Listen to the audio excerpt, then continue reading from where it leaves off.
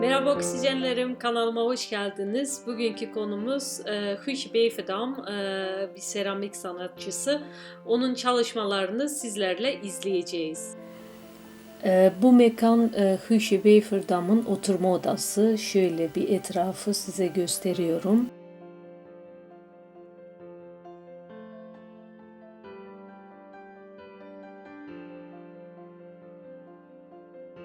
Oturma odasında soba ve tarihi bir çaydanlık ve birçok sanat eserleri var. Camdan dışarıya baktığımızda atölyesini görüyoruz. Burada da sağda gördüğünüz gibi iki tane göğüs yastıktan yapılmış Veneketentij'nin Hengelo'da yaşayan bir sanatçının eseri. Sağda da ekranda benim eserimi görüyorsunuz. İki eserimi de Guusje koleksiyonuna dahil etti.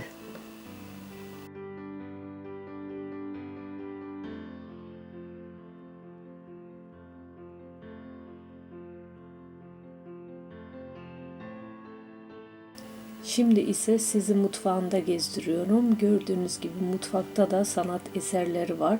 Yani sanatla iç içe yaşayan bir sanatçı.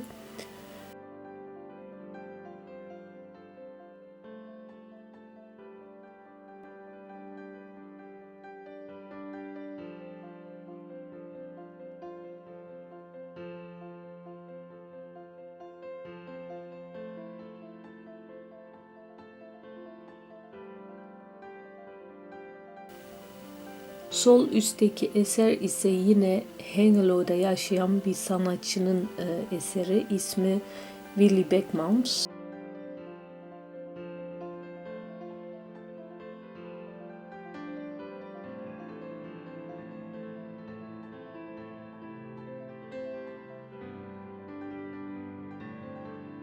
Yatak odasından dışarı baktığımızda aşağıda atölyesini görüyoruz.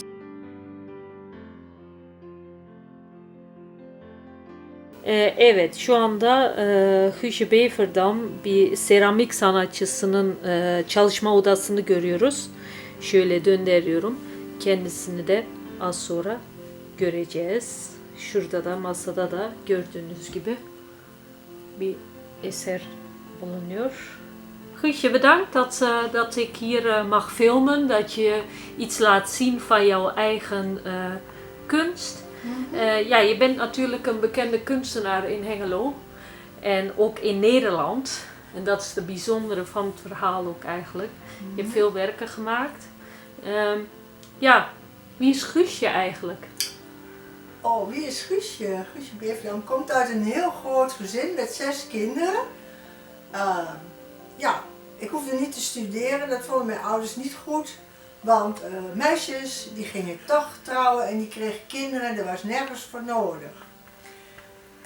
Maar ja, toen Guusje Beverdam trouwde en geen kinderen kreeg, toen dacht ze van, wacht eens even, we gaan het heel anders doen. Dan betekent dat ik mijn leven lang moet werken voor mijn geld. En ik was altijd al heel creatief. En dan dacht ik van, nou, dan ga ik naar de AKI. En dan ga ik naar de kunstacademie. En dan ga ik mij verder, en ik wilde altijd graag met klei werken. En dan ga ik mij specialiseren op dat gebied.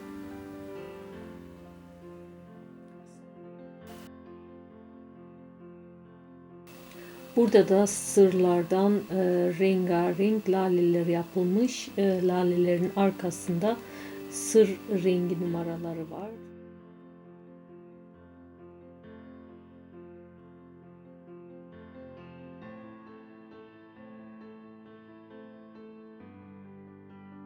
Şimdi de kendisinin ocağını izleyeceğiz. Ocağında da bize farklı çalışmalar gösterecek. Guusje, je hebt ook werken gemaakt, zie ik, die je net van de oven wil halen. Kun jij mij iets over de werken in de oven vertellen? Nou, de onderste oven, het zijn harten en daaronder, die staan op een soort rozenplateau. Maar ja, daar kan je natuurlijk weinig van zien nu. Je kan het wel even pakken, ik ga even laten zien zo. Kijk, hier zitten rozen onder. En ik heb er 3 van gemaakt. Voor broederschap, even kijken, broederschap en vriendschap is eigenlijk hetzelfde. vrijheid en even kijken, fraternité, nog één. Vrijheid, broederschap. Liberté, égalité. Egalité, gelijkheid. Ja, dit moet nog iets voor worden. Dit is eigenlijk het lam Gods. Maar ja, daar moet ik nog iets mee doen, dus dat weet ik niet precies. En dit was een model voor een doopvond. Katholieke mensen worden natuurlijk gedoopt. Hè? Als ze geboren zijn. En nou, dat moet allemaal nog geglazuurd, daar moet ook nog van alles mee natuurlijk. Dus het gaat van hieruit in de andere ruimte om geglazuurd te worden.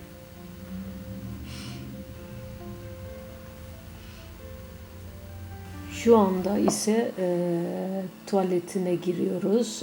Tuvalette de gördüğünüz gibi sanat eserleri var. Yine farklı sanatçıların eserlerini asmış. Gördüğünüz gibi buradaki sanatçılar tuvalette de ilham alıyor. Onun için tuvaletleri bayağı bir süslü.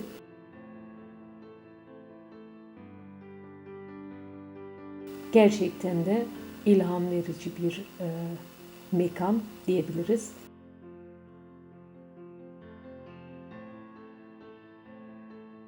Şuradan da çıktığımızda karşımıza Hüsjü Beyferdam'ın kendisi geliyor. Ama enteresan bir şey daha var gördüğünüz gibi.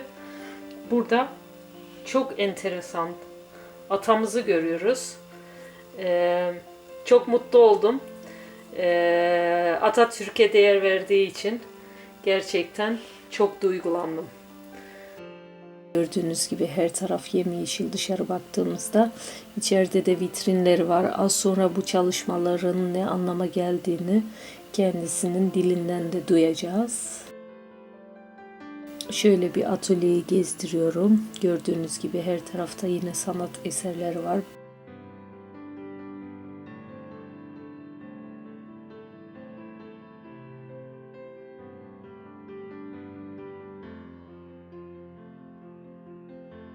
Burada da çalışma masası var.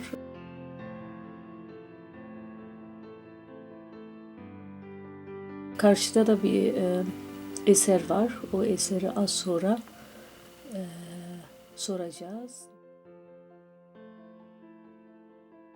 Sanatçı demek, kitap demek. Aslında kitaplardan da çok ilham alınıyor. Kitap okuyarak da insanlar kendini geliştirebiliyor. Kitap okumanın önemini bir sefer daha sanatçılarımız vurguluyor.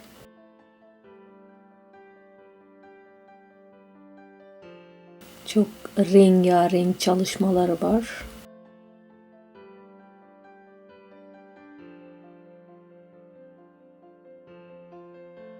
Ja, Guusje, kun jij mij iets over je werk vertellen? Wat voor een thematiek jou aantrekt en waar ben je eigenlijk mee bezig in jouw werk?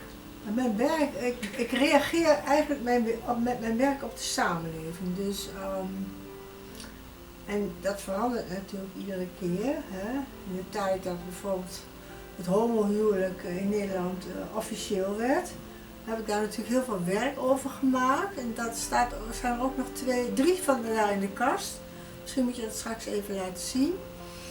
En nou ja, de manier waarop Nederland zich presenteert daar met de oranje gekte, kan je wel zeggen. Hè? Dat vind ik ook altijd een ding. En ja, het doorgeven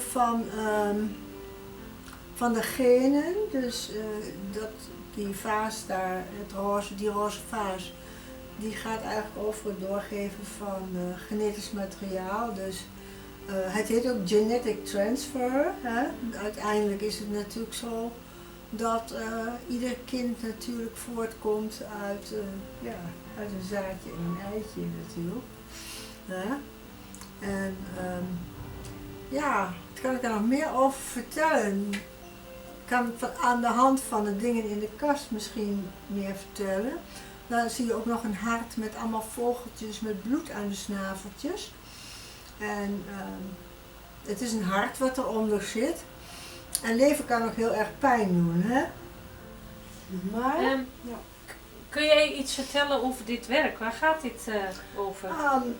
Dit werk gaat over, en heb ik ook gemaakt in de tijd dat het homohuwelijk in Nederland officieel werd.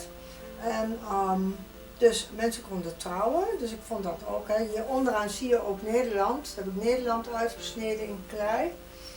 En dit is eigenlijk een soort tulpenbol, waar dan de stam omhoog komt. Maar hier, dit zijn dan 2 dames die getrouwd zijn natuurlijk. En vandaar ook al die borsten die daar omheen zitten. Dat is allemaal symbolisch. Hè? Dus het is echt een vrouwenwerk. Ik heb ook een mannenwerk gemaakt. Dus kijk, dit is de mannelijke versie natuurlijk. En ja, dat kun je dus zien aan de penisjes en de ballen die er zitten natuurlijk. Ja, ik hou wel van humor in mijn werk hoor, dat hoort er voor mij ook bij. Ik bedoel, het is niet alleen, het is wel heel serieus bedoeld natuurlijk. Dit zijn 2 mannen die elkaar kussen. Aslında ilk eşcinsel evliliği Hollanda'da olduğu için Hollanda'nın serbest düşünce şeklini sanatına yansıtıyor. Burada gördüğünüz gibi işte erkeklerin eşcinselliği vurgulamış. O bir çalışmasında hem erkeklerin hem de bayanların eşcinselliğini vurgulamış. Evet, burada da şöyle bir çalışması var. Yakından izliyoruz. Şimdi kendisi zaten anlatacak. Guusje, ja, dit werk. Het is eigenlijk een hele vrouwelijke vaas is het, hè? Ja. Zoals je ziet, de borsten. En je kunt het ook hier natuurlijk zien aan de gelakte nagels en de bijoux on vingers. Het gaat eigenlijk om het doorgeven van de genen. Je ziet hier een man natuurlijk, en dat is misschien ook wel heel grappig. Als hij 2 borsten ziet, dan raakt hij opgewonden.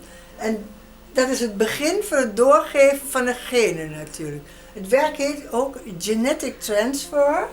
Hè? Dus, nou ja, van beide kanten komen er natuurlijk klein beetje materiaal, wat uiteindelijk uitgroeit tot een volwaardig mens natuurlijk.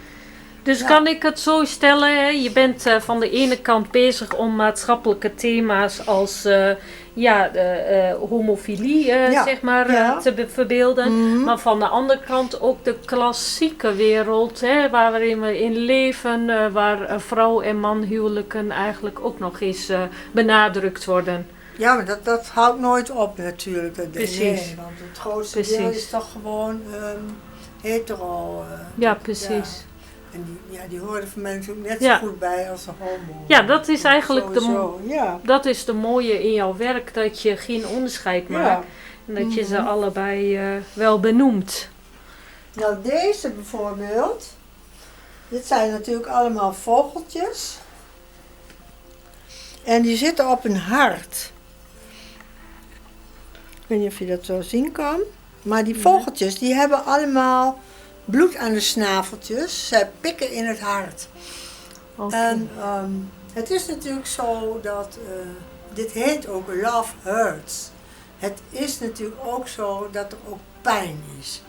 En ook binnen een relatie is er natuurlijk pijn. Hollanda'da aslında turuncu renk çok önemli bir sembol. Yani devletin bir sembolü ve onun hakkındaki düşüncelerini bu çalışmada yansıtmış.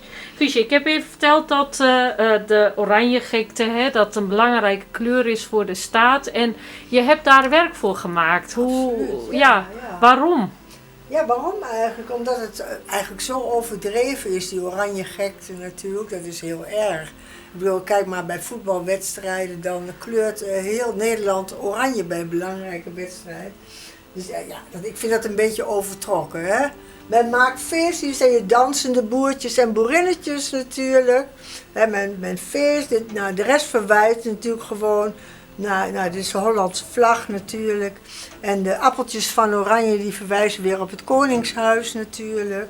Ja, en dan, we zijn ook een rijk land, hè, vind ik. Ja, met geld en zo. Er gaat ook heel veel geld om. Hier zien we een figuur, een hoofd van een stofzuiger, dacht ik. Maar ik denk dat jij het beste kan vertellen wat dit betekent.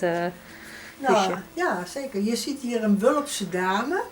Hè, aan de buitenkant denk je van, nou, hè, een lekker hapje. Maar het hapje is niet dom. Hè. Ze is geen dom blondje of zo. Ze is intelligent. Zij met die stof, dat geeft dan deze stofzuigermond aan. Zij zuigt alle kennis op met haar, met deze stofzuiger dinges natuurlijk. En dus het ziet er nou uit of het een seksbom is, maar dat is ze niet natuurlijk. Hè. Ze is wel degelijk intelligent. Gördüğünüz gibi yine muz karşımıza çıkıyor. Daha önceki videomu izlediğiniz gibi muz ve pop art. Şimdi Hüşe'ye soracağım. Bu muz olayı biliyorsunuz çok önemli sanatta. O da kendisi acaba o sanattan esinlenerek mi bu muzları yapmış diye bir soralım. Hüşe, ik zie hier in dit beeld zie ik eigenlijk een beetje associaties van pop art. In die zin van dat Andy Warhol heeft ook de banaan gebruikt in zijn werken. Ja. Maar je weet ook, vorig jaar is er een veel besproken kunstwerk. Die is gepresenteerd in Miami Biennale. Oh, dat weet ik niet, ja. Over de banaan, geplakte banaan. Die ja. aan de muur of niet? Ja, die aan de Is die muur niet hing. gestolen? Nee, die is opgegeten door Datuna. Oh, dat ja, klopt. precies. Ja, ik weet het al. En ja. dat is wel grappig, want Ja. we zien dus dat er reacties zijn van kunstenaars op kunstenaars. Is dit ook een reactie op pop-art? Was ik benieuwd naar. Ja, nou ja, banaan staat soms sowieso symbool ergens voor. Hè. Andy Warhol was ook homoseksueel. Die heeft de banaan natuurlijk ook in zijn werk gebruikt. En dit is natuurlijk, ja, je ziet het is helemaal roze, hè. Wij kennen ook, hoe heet dat, de Gay Pride in Nederland. Dan kleurt heel Amsterdam roze en dan gaan ze op boot en dan gaan ze door de grachten natuurlijk. En het is één groot homofeest eigenlijk, hè. Maar ook voor lesbiennes natuurlijk en transgenders eigenlijk voor alle mensen die, zeg maar, die niet hetero zijn. Misschien moet ik het zo omschrijven. Ja. Çok fazla kendi çalışmasına benzemiyor ama Hüşe, ik zie twee werken. Zijn ze allebei van jou? Nee. Oh, Het bovenste werk wel, het onderste werk zijn tekeningen van kinderen die een reactie op mijn werk bij een tentoonstelling gemaakt. Je ziet ook weer dat het ook weer in de vorm van een banaan is. Dat is natuurlijk ook wel weer heel erg leuk. En ze mochten allemaal een stukje van deze banaan invullen met een tekening van werk wat ze van mij gezien hadden. Dus hun idee daarover, om dat weer te geven. Nou, daarboven, dat is natuurlijk wel mijn werk. Dat gaat eigenlijk over de defloratie of ontmaagding, als je dat zo wilt noemen. Het is natuurlijk zo, en zeker in de Turkse cultuur is dat natuurlijk zo, dat seks voor het huwelijk echt helemaal niet mag. Dus bij de bruiloft zelf, in de huwelijksnacht, moet het natuurlijk gebeuren, de ontmaagding. Ja, is zo, toch? En daar wordt feest over gevierd, toch? Ja, dat klopt. Dat is een groot feest. Je bent wel goed geïnformeerd over de Turkse cultuur. Zeker weten. Ja hoor, ja. Nou, in deze vitrine zie je voornamelijk de modellen van banken en stoelen die normaal groot uitgevoerd worden voor op straat. De meeste daarvan die zijn al uitgevoerd. En kijk, deze staat in de Schouwburg en die staat op straat. En er zijn wel meer, die staat op een schip. Op de Zuiderdam van de Holland-Amerika-lijn. En deze is nog niet uitgevoerd. En dat is de evolutietheorie. Want als de zeespiegel stijgt, dan moeten de mensen op een gegeven moment een heenkomen zoeken. En die moeten evalueren, omdat ze dan uiteindelijk de lucht of het water in moeten. Omdat op land steeds minder land overblijft natuurlijk, omdat de zeespiegel stijgt. Dus als dus de ijskappen smelten en het water omhoog gaat, moeten wij langzaam in de loop van, misschien wel een eeuw of langer, moeten wij toch evalueren.